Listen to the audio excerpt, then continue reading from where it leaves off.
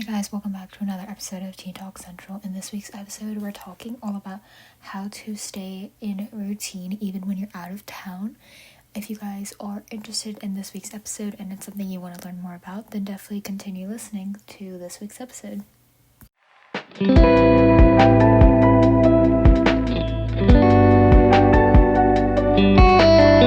Hey guys, it's Mia. Welcome back to another amazing episode of Teen Talk Central. This week's episode is going to be a little bit shorter than usual because I am on kind of a time crunch. I am leaving for my trip tomorrow morning and I have to wake up super early. So next week there will be no episode, unfortunately. I'm very sorry, you guys, but I will be back and I will give you guys a full trip recap. But this week we're just going to talk about how to stay on track while you are out of town without, ruining the trip. And I feel like being out of town obviously disrupts the routine because, traveling is different. Sleep, food, time zones, social expectations, environments. And I think you always have to remember that the goal isn't really to be perfect. It's just to continue and kind of stay consistent with what you're trying to have. And staying on track does not necessarily mean you have to do exactly the same things that you always do. It's kind of like introducing different types of things to what you already do. And there's this kind of idea that progress can look smaller, simpler, and lighter, but it's still giving you progress and you're still going to see results in the long run. It's actually worse for you to just completely take time off and skip and pause what you've been doing. And it's important to kind of stay decently consistent with the habits you already have. And I think there are anchors that you can try to kind of achieve, not like full routines. For example, my 3 anchors are the academic anchor, which is like reading, reviewing notes, planning what my days are going to look like, and making sure I go over class material. The health anchor, so moving, going to the gym, hydration, sleep. And then the mental anchor, which is journaling, reflecting, and some quiet time, because those are the simple habits that I can take from home and bring them into my traveling. The next one is just lowering the bar intentionally before leaving. So these are kind of it allows you to mentally prepare yourself so that when you do go on vacation, you can actually just have the most fun that you want. You don't have to pressure yourself as much to kind of feel like you have to achieve the standard. Another one is using time blocks instead of schedules. You say, in this chunk of time I'm gonna do this. So I probably wake up at around 3:30 to 4 a.m.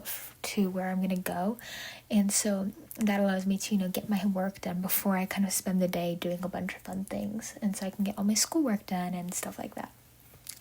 The next one is packing habits, not expectations. So just kind of pack simple ideas. So I want to have movement. I want to hit 10,000 steps a day. Does that mean maybe going to the gym, going on a walk, just walking around the city? That kind of, anything can go under that category. So just leaving it wide open is really important. Another one is dedicating minimums ahead of time. So for me, it's minimum 10,000 steps. That's all the movement I'm going to force myself to do. But obviously, if I can go to the gym, then I would love to do that. Or, I need to journal at least 1 page. But if I can't, if I can, then I should do more. If I can't, I shouldn't, I don't have to force myself, but I definitely want to try to hit that minimum, which I think is really important.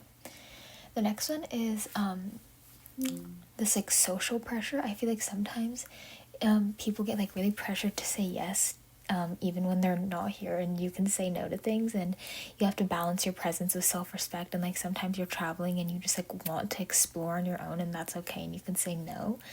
And I think guilt doesn't really mean that you're doing something wrong. So even if you're traveling with a friend and they really want to hang out with you or go see this thing, but you just really want to spend some time alone and have fun, you can say no. This is only really applied to if you're traveling with a friend. But I'm really excited because I'm going somewhere that I've gone to a couple times.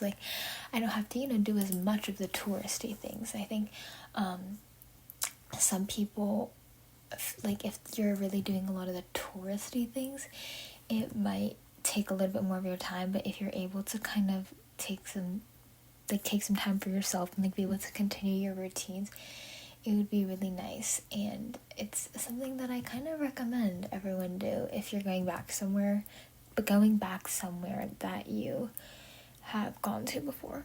At this point, I'm kind of just rambling. But yeah, it's another thing is like, how do you get back on track after you come home?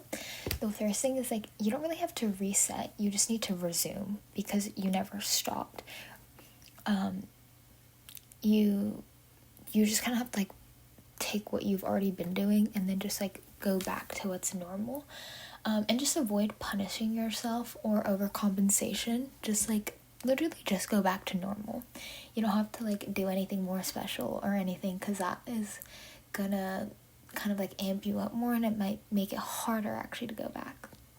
And then just reflect on what held up and what didn't, and what patterns and habits you noticed that you were able to continue outside of traveling, to what you'd normally do at home. And then you kind of can plan ahead for next time and see, these are the habits I can do even when I am not home.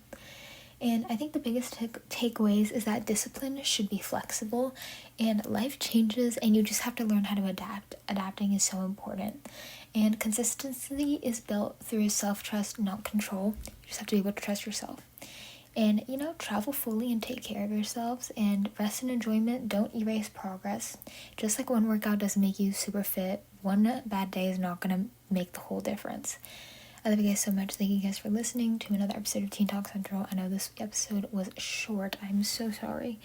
But I love you guys so much, and I will see you guys not next week, but the week after that. Bye.